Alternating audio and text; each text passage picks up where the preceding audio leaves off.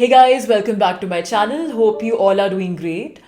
My frequency of posting videos has, to be honest, I think gone down quite a bit because of work commitments. I've not been able to post as regularly as I used to earlier, but I'll try to make up for it. And also, I'm going to try and do more book review videos for now, because we all love books, and I think people find it easiest to connect with book review videos, and you as audience, I suppose, find it more fascinating if I do a direct book review video, so that you can come to know about lots of new books. Also, if you have any other recommendations for the kinds of videos I should do for this channel, be it book review or stuff related to how to write a book or videos related to poetry, please do share it in the comments section. Also guys, to just give you a quick shout, I have recently changed the name of my channel from Rati Agnihotri Official to Rati Agnihotri Poet. Now the story behind this is funny because Rati Agnihotri is my name. I'm called Rati Agnihotri, but Rati Agnihotri also happens to be a very famous Bollywood actress from the olden days, and it's kind of annoying because she's all over the internet and social media. So Rati Agnihotri Official was kind of misleading in the sense that if you use that search term, then it would throw up all results related to that Rati Agnihotri, the actress, who by the way is quite elderly now. But anyway, so just to kind of remove this confusion, I changed the name of my channel to Rati Agnihotri Poet. So it's the same channel, please don't get confused. And it's not just about poetry, but about everything related to books, writing, and all kinds of stuff. Just the name of the channel is Rati Agnihotri Poet. So guys, today I'm going to do a book review, and I'm going to review a very special book by one of my favorite authors. I'm going to review Norwegian Wood by Haruki Murakami.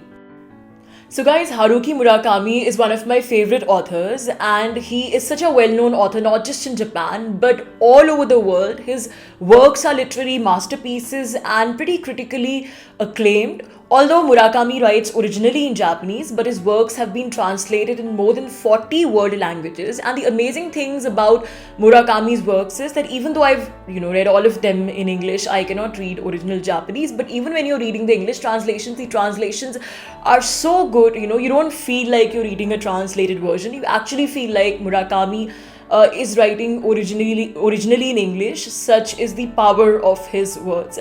Murakami's writing style is, of course, it's full of magic realism, fantasy, and with a tinge of surrealism. And Murakami is not for the faint-hearted. So if you like very realist kind of fiction, and you want things to make sense, you want everything to make sense, then Murakami is not for you. Haruki Murakami's works are very intense, and there's kind of a madness lurking beneath every page of Haruki Murakami's books. There's a lot of madness, there's a lot of passion, there's a lot of rebellion.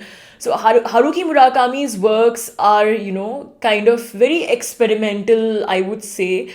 So if you're somebody who likes a closure, you would not enjoy these kind of works. But if you like that kind of writing, which is pulsating with a raw intensity, has a lot of exciting imageries, metaphors, the writing style is somewhat unconventional, and the writing itself is kind of very emotionally unsettling and edgy and experimental, then you would definitely like Haruki Murakami's works. So Norwegian Wood by Haruki Murakami, I recently completed the book and I was completely spellbound. It's the kind of book which is, it gives you such an emotional roller coaster ride that you cannot keep down the book before finishing it. It's of course a complex book, so you can probably not read it within a day. You probably need 2-3 days to read it if you're a good reader. But I literally read it in 2-3 sittings because I was just so spellbound. Once I picked up the book and it was so haunting, I just could not stop reading it. Now guys, I don't want to reveal the plot of Norwegian Wood by Haruki Murakami because this review is meant for both who have read the book and want to appreciate the book perhaps in a better light, but also for those who haven't read Haruki Murakami so far. So I don't want to, sort of be a spoiler by revealing the plot of the book. But just in a nutshell, Haruki Murakami's Norwegian Wood is written from the point of view of a protagonist called Toru. Now, Toru is a Japanese boy, a teenage Japanese boy. In the course of the novel, Toru becomes 20. So we can say like a teenager or a young man. So a young Japanese man, or you can call a teenager Toru. It's written from Toru's perspective. And Toru is in love with a girl. He's deeply in love with a girl called Naoko. But due to certain circumstances, because Naoko's boyfriend is Toru's friend, and Toru is friend to both Naoko and her boyfriend. So Toru obviously, cannot become Naoko's boyfriend. So under those kind of circumstances, it's there. But secretly, Toru has always been in love with Naoko, and a lot of tragic circumstances occur in Naoko's life, and Naoko, as a result, struggles with mental illness and depression. So, a major part of the story is connected to Naoko's mental illness and how she's struggling with madness and mental illness. Now, Naoko's mental state and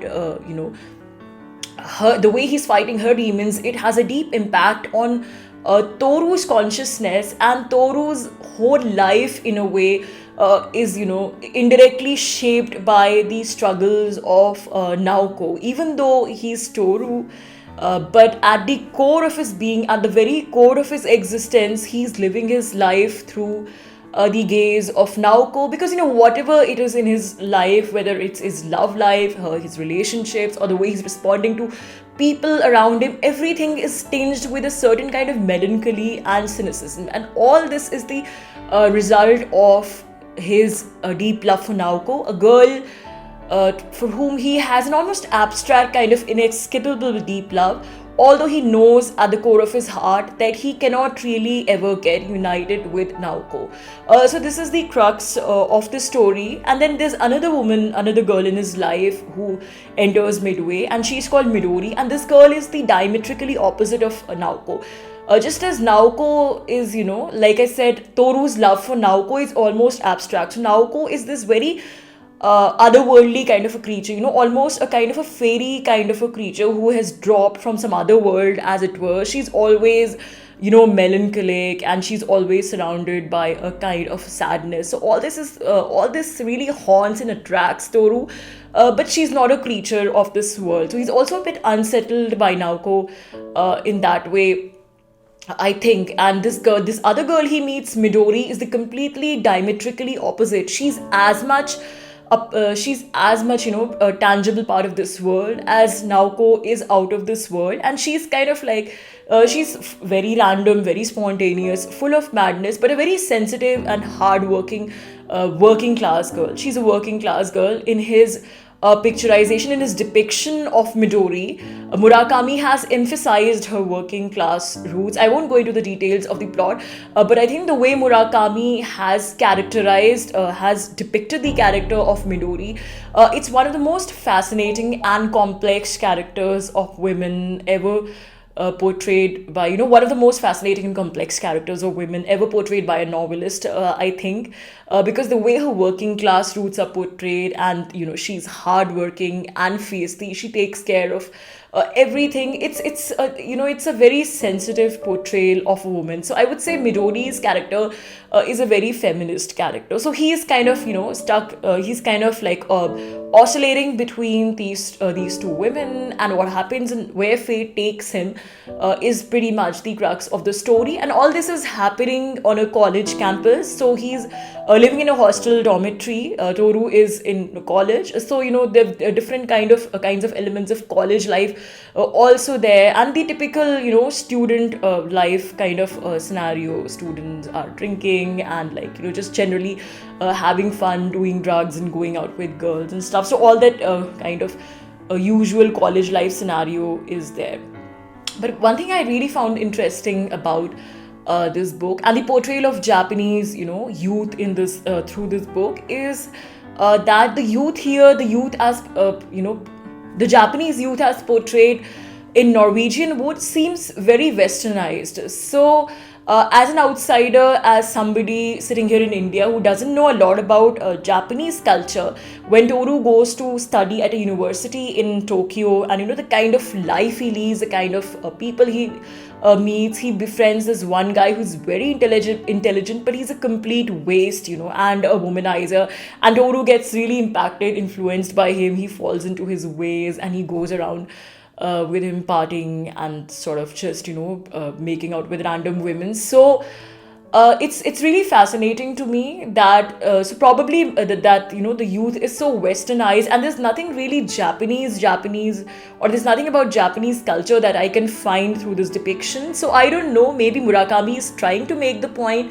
that the Japanese youth at that point, and the move to the city and all that, the youth has already become very westernized, because the novel was written in the 1980s, I think, and I think the Japanese society which Murakami is, the phase of Japanese society which Murakami is portraying in Norwegian Wood is a society of 1960s. That's why you see student rebellions happening all over. So the book also has a lot of political undercurrents. There are these student protests, there are these student rebellions, but these are pretty farcical, because they're saying things like overthrow capitalism and this and that.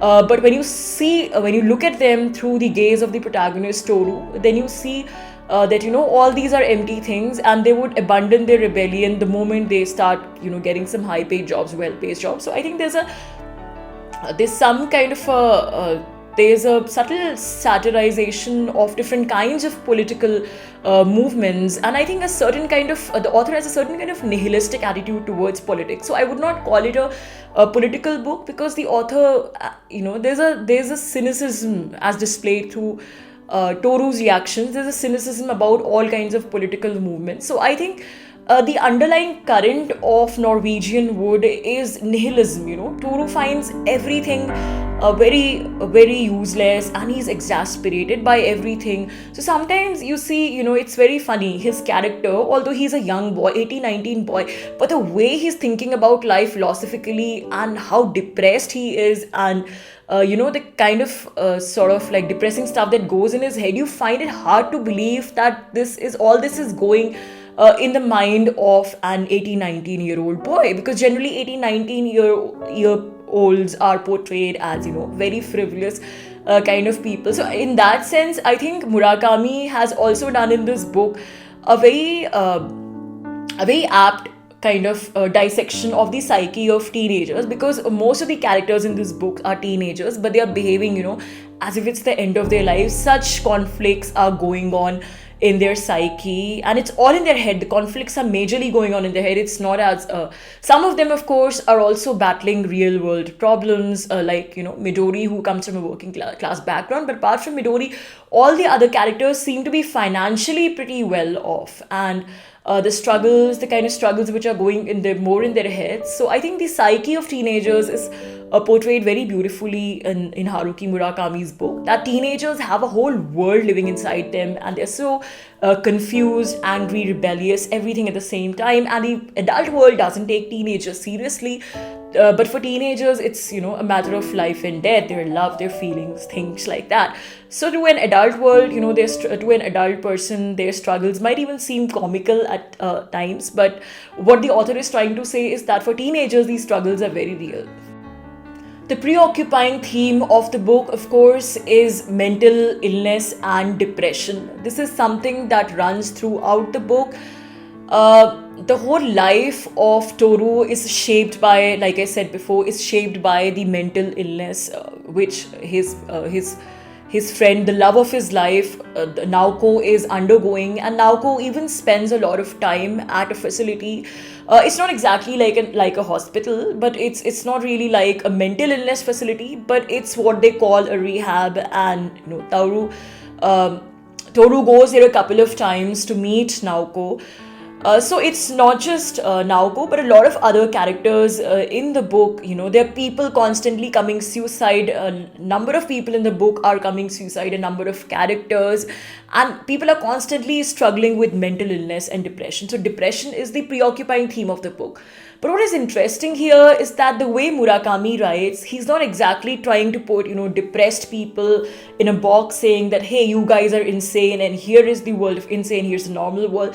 So there's no boundaries between the so-called normal people and the so-called insane people, the so-called mad people.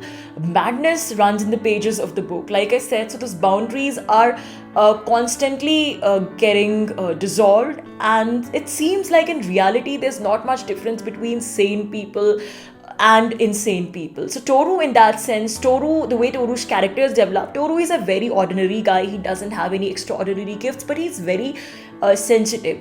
And the people whom the world calls mad, whom the world calls insane, who are struggling with mental problems, Toru has a natural affinity for these people, and he rather understands these people very well, and he's sensitive towards these people. So Toru, as it were, is the link between the world of the sane people and the world of the insane people. And ironically, it's Toru through a tinge of gaze of insanity, who can see the madness of the sane world, the madness of all the political correctness or the student protests and everything. So like I said, running with the thread of madness and depression, the ultimate tone of this book is existentialism and nihilism. Every Toru, thinks that everything is useless. So nihilism is the, sort of underlying tone of this book.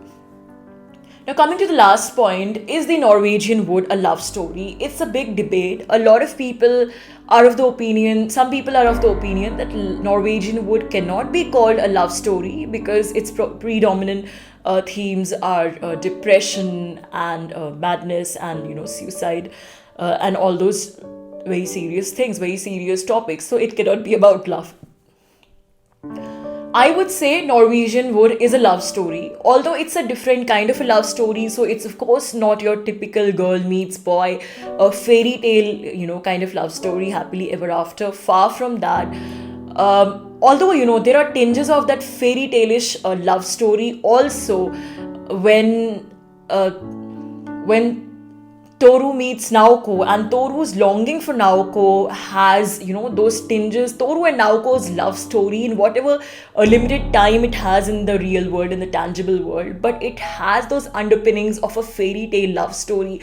On the contrary, Toru's love story with the other girl, Midori, is more sort of worldly. It's kind of a flesh and blood love that's made up of tangible realities that's just out there, and not that abstract kind of a fairy tale-ish love that he shares with Naoko. So there are different dimensions of love portrayed in this book, and it is a love story out and out, because throughout the novel, Toru's whole life trajectory is determined, is shaped by his love for Naoko. Like I said before also, what he does in his life, the kind of people he meets, and, the way he wants to waste away his time making out with random women, not wanting to be in a stable relationship for a long time because he's in love with Toru, even though he knows, because he's in love with Naoko, even though he knows that he can never get together with her in real life. All this forms the crux of the story. So his whole existence, and in turn, in essence, the nihilism also, which he nurtures for pretty much everything, is shaped by his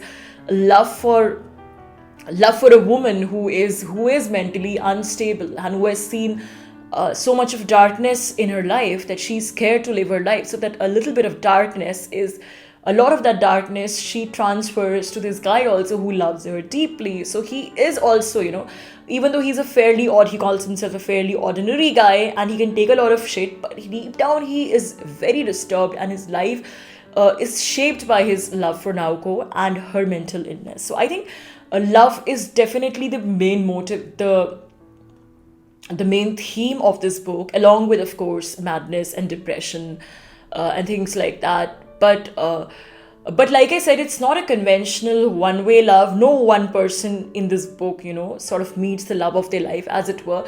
But it's like different kind of vibrations of love, that are being explored through this book. So it's like, as a musician, playing a very difficult, a very complex musical composition and exploring, different dimensions of love through the different notes of that consciousness.